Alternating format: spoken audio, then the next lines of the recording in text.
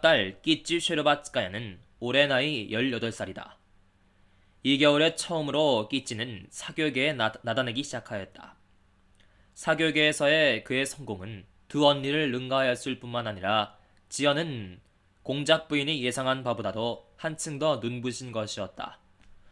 모스크바의 여러 무도회에 다니는 청년들의 거의 모두가 끼찌에게 반하여 열을 올렸으며 또 이 겨울에 벌써 탐탁한 신랑감이 두 사람이나 생겼으니 그것은 곧 레윈과 또 그가 떠난 직후에 얼마 안 있어 나타난 우론스키 백작이었다. 초겨울에 있은 레윈의 출현과 그의 빈번한 방문, 그리고 끼찌에 대한 그의 숨길 수 없는 연정은 딸의 장래 문제를 두고 양친 간에 처음으로 한 심각한 논의의 동기로 되었으며 또한 양주 간의 언쟁의 원인으로도 되었다. 공작은 르윈의 편을 들어 끼찌에게 그보다 더 좋은 혼처는 바랄래야 바랄 수 없으리라고 말하였다. 그런데 부인은 또 부인대로 당면한 문제를 어름어름 넘겨버리기 잘하는 여자들에게 흔히 있는 버릇으로 이번에도 끼찌는 아직 너무 어리다느니 르윈은 진정으로 결혼을 하려는 사람 같은 티를 조금도 보이지 않는다느니 끼찌가 그에 대하여 별로 친밀한 정을 품고 있지 않다느니 그 밖에 여러가지 구실을 늘어놓으면서 은근히 반대하였다. 그러나 부인은 제일 요긴한 말, 즉 자기가 딸을 위해서 더 좋은 혼처가 나타나기를 기다리고 있다는 것과 자기로서는 레윈에게 도무지 호감을 가질 수 없고 또 그라는 인간을 이해할 수 없다는 말은 입 밖에 내지 않았다. 그러다가 레윈이 홀연 시골로 내려가고 말았을 때 부인은 은근히 기뻐하며 그것 보세요. 내가 무얼 합니까? 하고 의기양양하여 남편에게 말하였던 것이다. 한편 우론스키가 나타났을 때에는 부인의 기쁨은 곱절 더하였으며 전부터의 자기 신념, 즉 끼찌에게는 그저 묻어난 신랑감이라는 것만으로는 부족하며 마땅히 눈부시게 화려한 상대를 만나야 한다는 생각을 더욱 확고히 하였다. 부인의 눈으로 볼 때 우론스키와 레윈은 애당초 비교도 되지 않았다. 부인에게는 레윈이 남달리 괴벽하고 날카로운 사고방식이라든가 사교장에서 사람들과 잘 어울릴 줄 모르는 그의 어색한 몸가짐, 그것은 거만한 성격에서 오는 것이라고 그 여자는 판단하였다. 이라든가 마수나 농사꾼들을 상대로 세월을 보내는 그의 괴상한 시골 생활, 그 여자의 견해에 의하면 이라든가 모든 것이 맞듣지 않았다. 그뿐만 아니라 레윈이 자기 딸에게 혹하여 온근 달 반 동안이나 무시로 자기 집에 드나들면서도 마치 무엇인가 은근히 기대하며 또 만일 청혼을 했다가는 체면이 깎이우지는 않을까 겁내기라도 하는 듯 꾸물거리면서 종시 신부감인 처녀가 있는 집에 오래 드나들면 응당 사랑을 고백해야 한다는 것조차 깨닫지 못한 것도 그 여자에게는 몹시 비위에 거슬렸다. 그러다가 별안간 이렇단 말도 없이 힝 시골로 내려가 버린 것이다. 참 잘됐어. 사람이 어찌도 퉁명스러운지. 그래, 끼찌도 그 사람한테 마음이 쏠리지 않았으니 천만다행이지. 이렇게 부인은 생각하였다. 그런데 한편 우론스키는 부인의 모든 희망에 알맞는 신랑감이었다. 대단한 부자이고 총명하며 신분이 고귀하며 군대나 궁정에서 눈부신 출세의 일도를 걷고 있는 무척 매력있는 인간이었다. 그 이상은 바랄래야 바랄 수도 없는 노릇이었다. 우론스키는 무도회들에서 확실히 끼찌에게 심상치 않은 호의를 보였으며 같이 춤도 추고 또 집에도 자주 드나들었다. 그런즉 그가 진심으로 끼찌와 결혼할 의도를 품고 있다는 것은 의심할 여지가 없는 일이었다. 그러나 이것에도 불구하고 부인은 겨우내 무서운 불안과 근심 속에 휩싸여 있었다. 공작 부인 자신은 지금부터 30년 전에 자기 숙모의 중매로 결혼하였다. 신랑이 찾아와서 신랑에 대한 내막은 미리부터 죄다 알고 있었다. 신부의 선을 보고 또 이쪽에서도 신랑의 선을 보았다. 중매자인 숙모는 피차간의 인상을 알아보고 그것을 상대방에 전하였다. 양쪽이 다 좋은 인상이었다.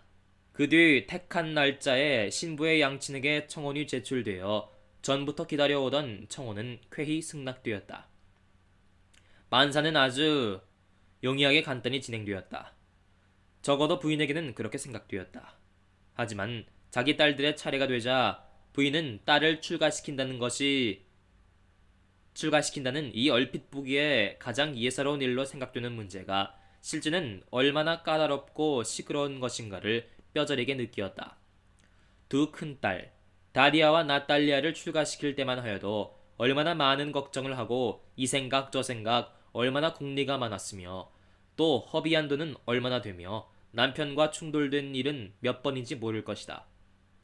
그런데 지금 막내딸을 살리는 문제에서는 그와 동일한 걱정, 동일한 의혹을 되풀이할 뿐 아니라 큰딸들의 경우보다 더 심한 언쟁이 내외간에 벌어지는 것이었다.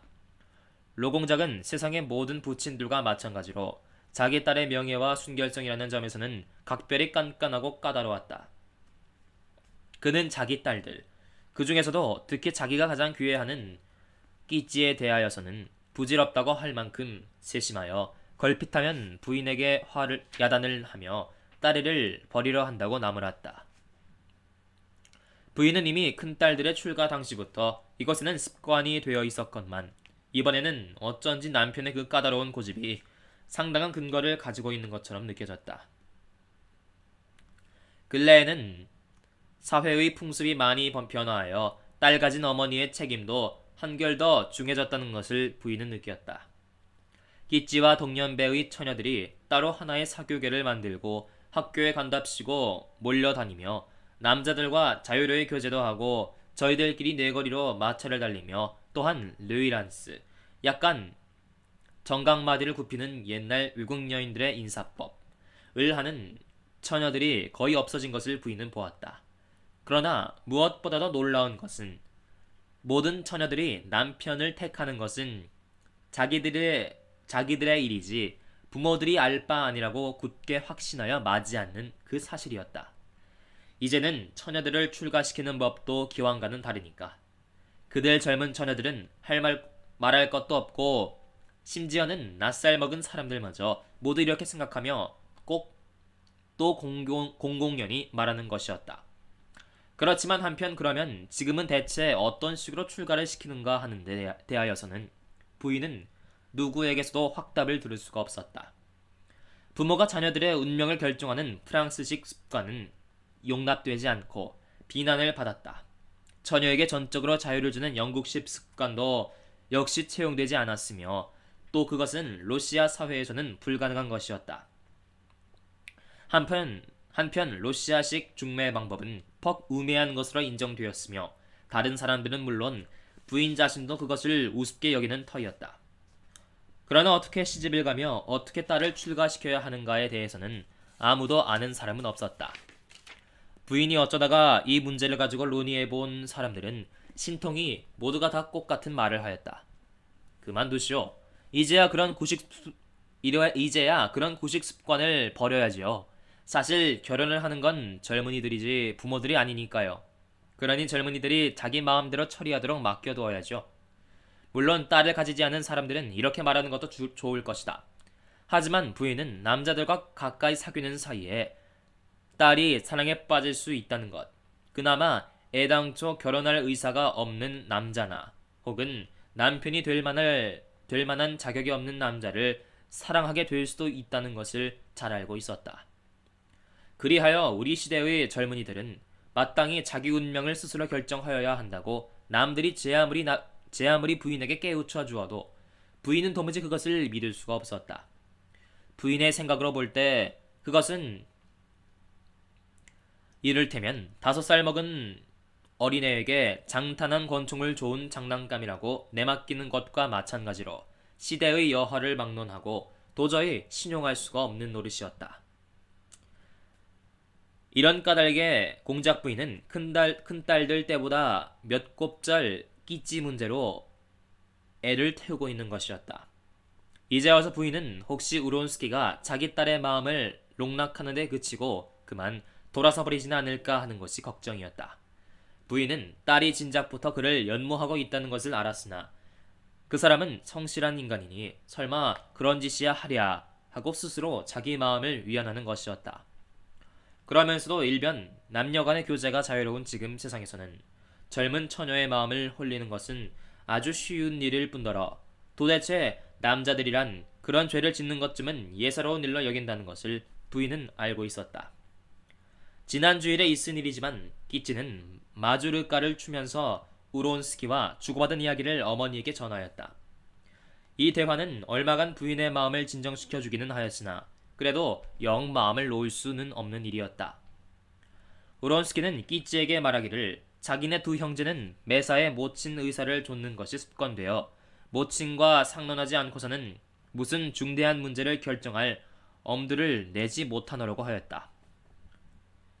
그래 지금 저는 무슨 각별한 행복이라도 기다리는 마음으로 모친님이 빼츠르부르크에서 오시기를 고대하고 있는 참입니다. 이렇게 그는 말하였다는 것이다. 끼찌는 별반 거기에 아무런 의미도 부여하지 않고 무심중 이런 이야기를 한 것이었다. 그러나 부인은 그것을 다른 의미로 해석하였다.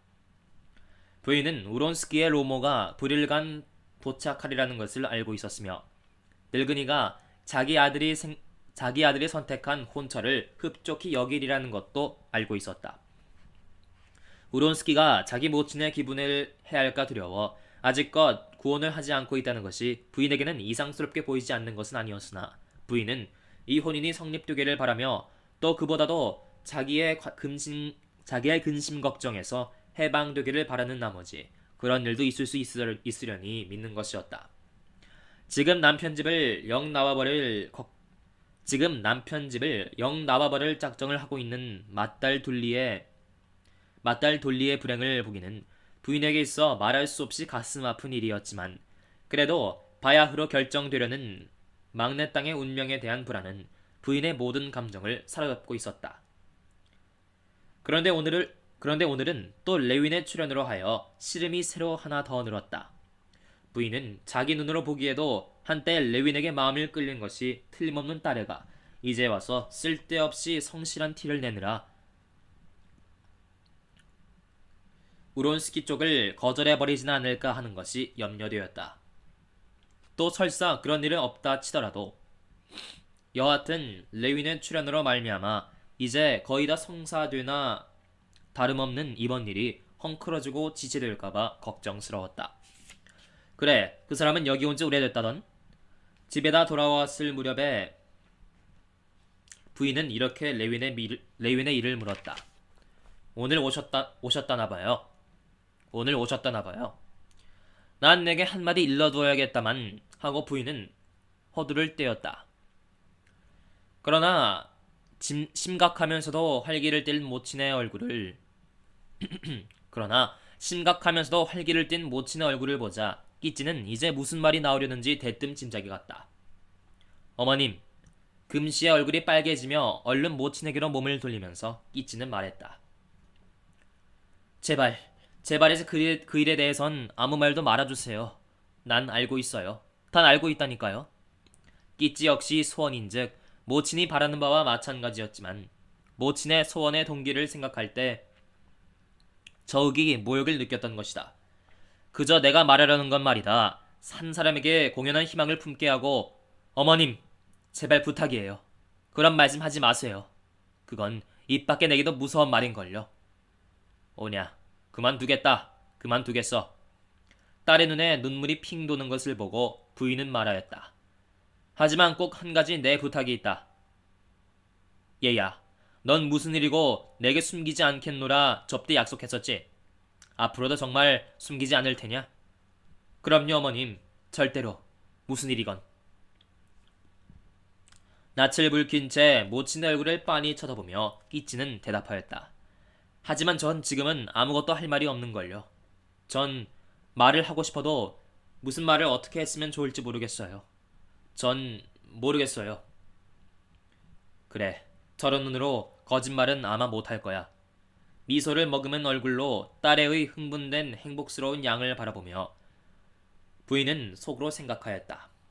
저 가엾은 애는 지금 자기 마음속에 일어나고 있는 것이 그처럼 거대하고 중요한 일로 생각되나 보지 하고 생각해서 부인은 저절로 미소를 지었던 것이다.